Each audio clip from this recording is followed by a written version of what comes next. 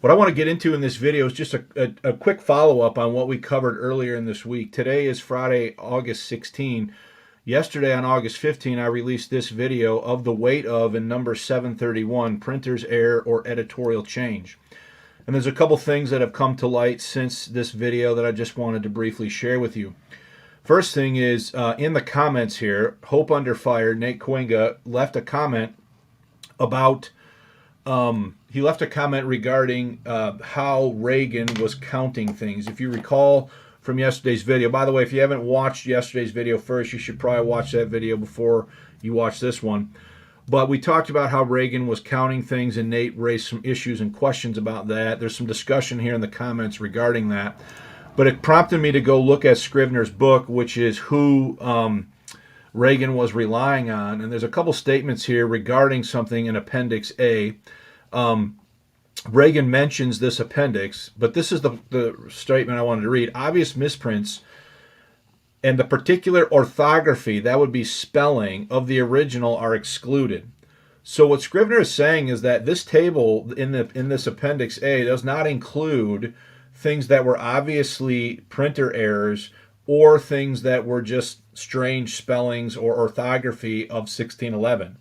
So when Reagan makes some of his summation statistics in his piece, you got to be careful because they're not based necessarily on all of the relevant information, because he's basing it on what's being talked about here in Appendix A when Scrivener has clearly excluded certain pieces of information.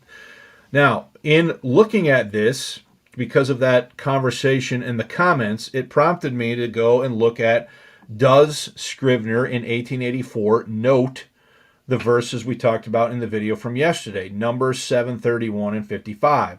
And it turns out that he does. And notice what he says here. He says, charger of the weight, 1762. So he says that the phrase of the weight is added to the text in 1762. But then notice he says, so all in verse 43. Now, I was so hyper-focused on just looking at the one verse that I didn't look at the whole chapter of number 7, which is what I want to briefly talk about right now. But if we go look at verse 43, so here's the 1611. Let's look at verse 43. His offering was 1 silver charger of the weight of. So verse 43 in the 1611 has the three words that are missing from verse 31. Let's go back to verse 31. His offering was 1 silver charger of 130 shekels, 1 silver bowl of 70 shekels. So it doesn't say of the weight of there. That's what we talked about in the video from yesterday. And then we could go down to verse 55, and we can see right here, his offering was of 1 silver charger of 130 shekels, 1 silver bowl of 70 shekels. So verses 31 and 55 in the 1611 do not include the three words of the weight of. That's what we talked about in the last video. But verse 43 does include those words, okay, as you can see right there. So I'm like, wow, that's interesting. So then it prompted me to say, okay, well, have I missed anything else in Numbers chapter 7? Because I was so sort of hyper-focused on looking at that. So I went back to the interlinear, okay? So here's a Blue Letter Bible interlinear for the Hebrew word in this question. I'm going to go ahead and play this pronunciation.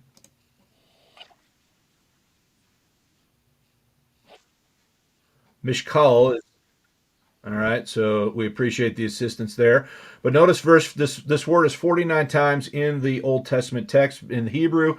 47 times it's translated weight, and it's translated way 2 times, okay? So you can go here and look now at the occurrences, okay? So you can see all the times that it occurs, and I want to direct your attention right here to Numbers 7.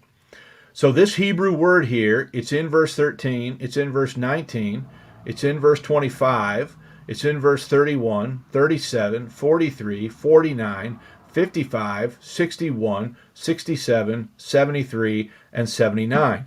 So there are 12 occurrences of this Hebrew word that is related to weight in Numbers chapter 7, okay? So then I'm like, well, that's interesting. Let's look at these other occurrences, because so far we have 2 times where the translators elected not to do anything with that and just leave it alone, and then once in verse 43 where they include the phrase of the weight when they did not do that in verses 31 and verse 55. So it prompted me to want to know more about this. So I went and I looked. So this is BOD, the BOD document, BOD 1602, related to, let me just get this called up here. So we're looking at verse 13. This is the first time the Hebrew word occurs. Notice his offering was, they take out A and say 1, silver charger, and then notice this right here. The weight thereof was. The weight thereof was is added to the text. So let's compare that against the 1611. And notice, his offering was 1 silver charger, the weight thereof was. So they not only do they amend the text, but the 1611 accepts the emendation into the 1611 text. The next one of these is in verse 19. Notice it here. Let me adjust that so you can see it. Here's the addition in question. You come out to the margin, you see this note here, it takes you out to the margin, and they're saying the weight whereof was should be added to the 1602 bishop's text. So let's look at verse 19 in the 1611. Notice, he offered for his offering 1 silver charger, the weight whereof was. So again now, we have an emendation being made in the BOD document to the 1602 base text, which is then carried over into the 1611. Okay, let's go to verse 25.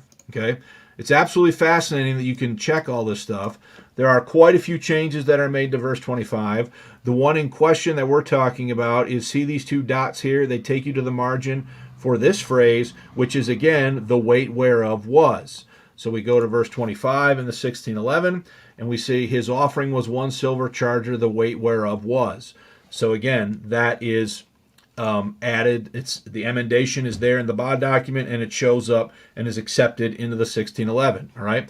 Now let's go to verse 31, which is the first verse that we talked about yesterday, and you'll notice that there is no emendation on that part of the verse. And so if we come to verse 31 in the 1611, this is what we looked at last time. His offering was 1 silver charger of 130 shekels, 1 silver bowl of 70 shekels. Nothing is done to that verse. That verse in that phrase and that clause is left to stand as it was in the 1602 bishops without any further revision. The next occurrence of this is in verse 37. So let's find verse 37. Here it is. Okay. Notice this is crossed off. You come up to the interlinear note here, and again it says the weight whereof was. So we can come to verse 37 in the 1611.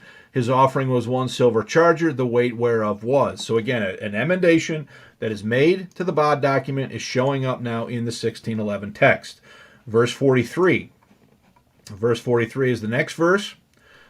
Here is the verse in question. You can see the caret. You come up here to the insertion, and you have of the weight. So this is the time noted by Scrivener that prompted me to go back and look at this again. Verse 49, and just to be clear, verse 43 accepted that into the text. His offering was 1 silver charger of the weight. So this is the time where of the weight is added in verse 43. It is not added in verse 31. It was not added in verse 55, as we'll see here shortly. Verse 49, notice right here, you have the verse, you have the caret here, the emendation comes up here, the weight whereof was is inserted. We can look at this in the 1611. His offering was 1 silver charger, the weight whereof was. Verse 55 is the next occurrence of a word related to weight. There is no emendation to add the phrase of the weight of in BOD 1602. We can go to verse 55. His offering was 1 silver charger of 130 shekels, 1 silver bowl. Not there, because there's no change in the other document, so it is not revised. Verse 61 is the next verse that this would apply to in this chapter. Right here, you can see again the caret, the interlinear line, the weight whereof was, and you can look at verse 61. Oops, we need to go down here.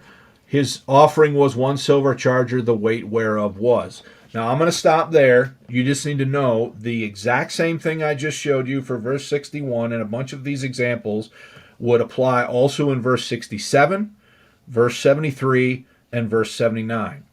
So 12 times the Hebrew word shows up in this chapter, okay? 10 times the translators amend the 1602 bishop's text to include something about the weight, and there's a couple different forms this takes. The weight thereof was, the weight whereof was, or of the weight of, okay? And then 2 times they leave it alone. They let the bishop's text stand. It gets passed on into the 1611. It gets passed on through 1629, 1638, and it is not changed in verse 31 or verse 55 until Paris changed it in 1762. Okay? So, you can start to ask yourself, well, why would this be? All right, what's going on here? Why would this be the case? I don't think you could say, well, they overlooked it. Okay? And I don't think that's going to work, because obviously the King James translators are being very thorough. And if you look at verse 55, are they making other changes to verse 55? They are making other changes to verse 55. They just don't elect to change that clause. Same thing with verse 31, okay? So they're making all sorts of changes to verse 31, but they don't insert the phrase of the weight of, which they do later, which they did in verse 43, but not in verses 31 and 55, okay? So you can't say they overlooked the 2 verses, because they did a bunch of work on the 2 verses in question, namely verse 31 and verse 55.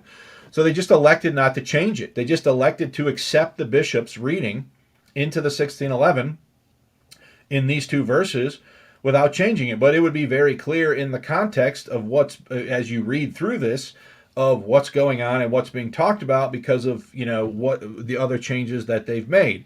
And so they're not adopting here an identity of phrasing. If we go to the preface, they tell you this. Miles Smith says in the preface that they're not going to stand curiously upon an identity of phrasing, okay? And they did not tie ourselves to a uniformity of phrasing or to an identity of words. So in the minds of the King James translators, it must be the case that, that they don't view these as substantively altering anything, changing the doctrinal content. They don't view them as doing anything different other than just potentially allowing for there to be some variety as you read through Numbers chapter 7. Okay? So I think the explanation is as simple as that. Now, why this matters is this cannot be a printer error, because there's no evidence that in verse 31 and verse 55 the King James translators ever intended for those words to be inserted into the text. They were not identified as a printer error. They were not added to the text for 151 years between 1611 and 1762. Not only that, they passed through the 2 Cambridge revisions of 1629 and 1638, on which Ward and Boyce served as part of the committee that did the work on the translation. So these are editorial changes. They are added later by Paris, and it seems to me that he adds them to make the text more literal and to conform verse 31 and verse 55 with the rest of the verses in the passage. That was his choice. Then he made that choice, which again, as I said in the last video, presents an issue if you're going to demand the exact words, that God by inspiration gave the King James translators the exact words in English that he wanted written down. Because now you have 2 verses and 6 words in which you have different wording. You could say, well, that doesn't matter. That's nitpicking, that's trifling, that's straining at a gnat. But I'm not the one making the argument that it has to be exact. If it has to be exact, then somebody has to tell us which edition is the exact one that got everything exactly correct. And I think the totality of the evidence that we've looked at in both videos, the first one and now this shorter follow-up video, I think demonstrates clearly what is going on in this particular case. Okay, so if somebody is going to say, no, those are printer errors, you're wrong. They have to falsify the arguments that I've presented in the previous 2 videos. They have to demonstrate factually and objectively where what I've said does not accord with the facts, and they need to replace it with their own alternative explanation based upon evidence and not just opinion.